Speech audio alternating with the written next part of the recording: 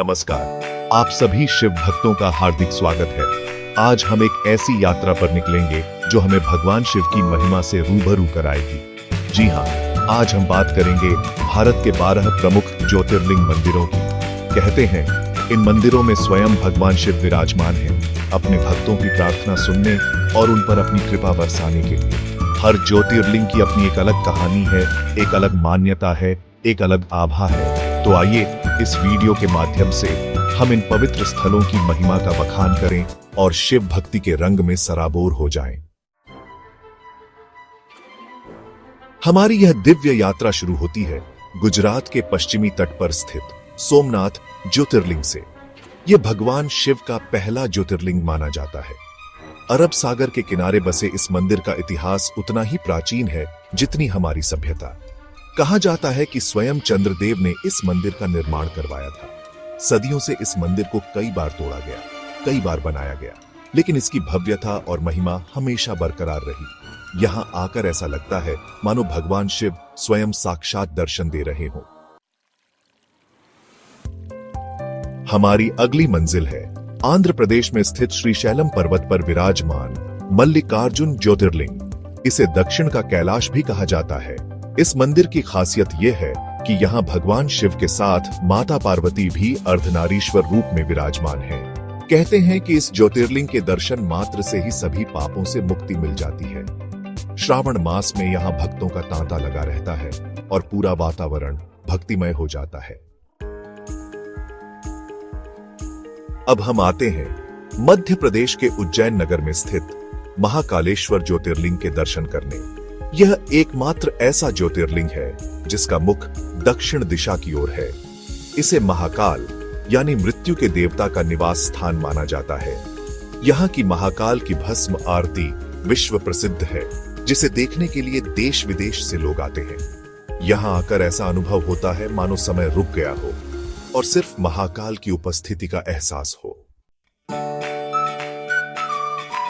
Chapter 4 Omkareshwar ज्योतिर्लिंग।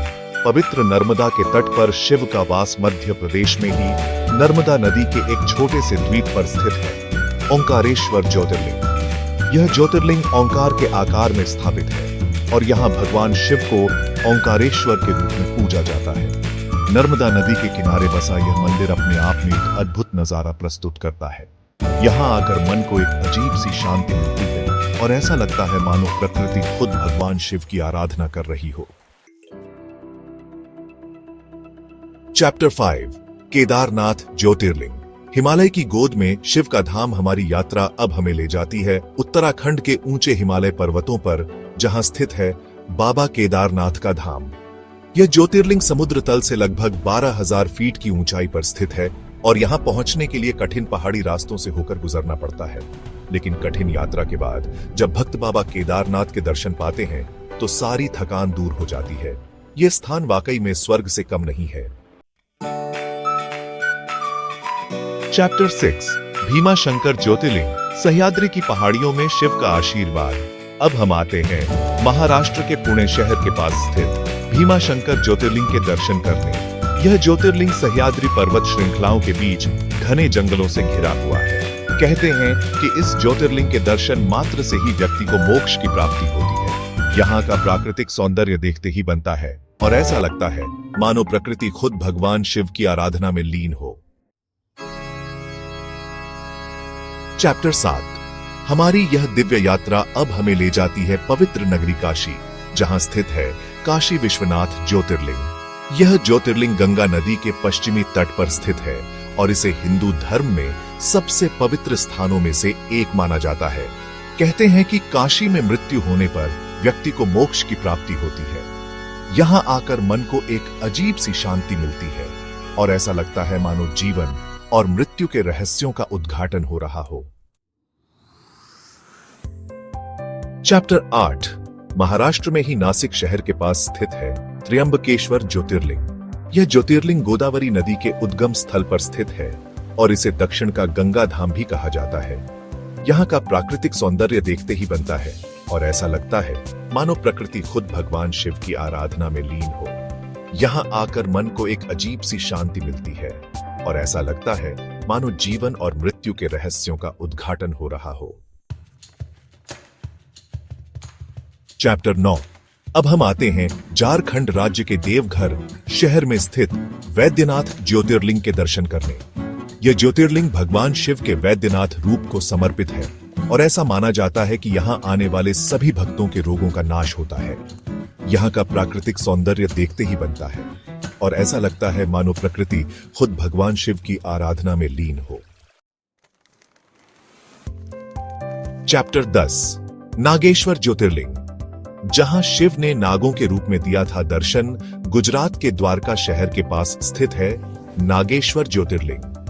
यह ज्योतिर्लिंग भगवान शिव के नागेश्वर रूप को समर्पित है और ऐसा माना जाता है कि यहां आने वाले सभी भक्तों को सर्पदंश का भय नहीं रहता। यहां का प्राकृतिक सौंदर्य देखते ही बनता है और ऐसा लगता है मानो प्रकृति खुद भगवान शिव की आराधना में लीन हो। चैप्टर 11। रामेश्वरम ज्योतिर्लिंग।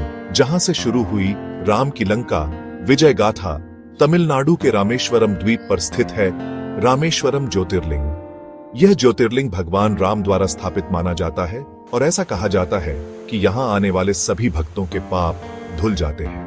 यहां का प्राकृतिक सौंदर्य देखते ही बनता है और ऐसा लगता है मानो प्रकृति खुद भगवान शिव की आराधना में लीन हो। चैप्टर 12। कृष्णेश्वर ज्योतिर्लिंग। जहां शिव ने दिया था कृष्णेश्वर रूप में दर्शन, महाराष्ट्र के औरंगाबाद शहर के पास स्थित है कृष्णेश्वर ज्योतिर्लिंग। यह ज्योतिर्लिंग भगवान शिव के कृष्णेश्वर रूप को समर्पित है और ऐसा माना जाता है कि यहां आने वाले सभी भक्तों की मनोकामनाएं पूरी होती हैं। यहां का प्राकृतिक सौंदर्य देखते ही बनता है और ऐसा लगता है मानो प्रकृति खुद भगवान शिव की आराधना में लीन हो। आउटरो। हर हर महादेव। तो दोस्तों, ये थे भारत के 12 ज्योतिर्लिंग जिनके दर्शन मात्र से ही जीवन धन्य हो जाता है। इन पवित्र स्थलों की यात्रा हमें भगवान शिव की महिमा से रूबरू कराती है और हमारे मन में भक्ति का संचार करती है। अगर आपको हमारा यह वीडियो पसंद आया हो तो इसे लाइक और शेयर जरूर करें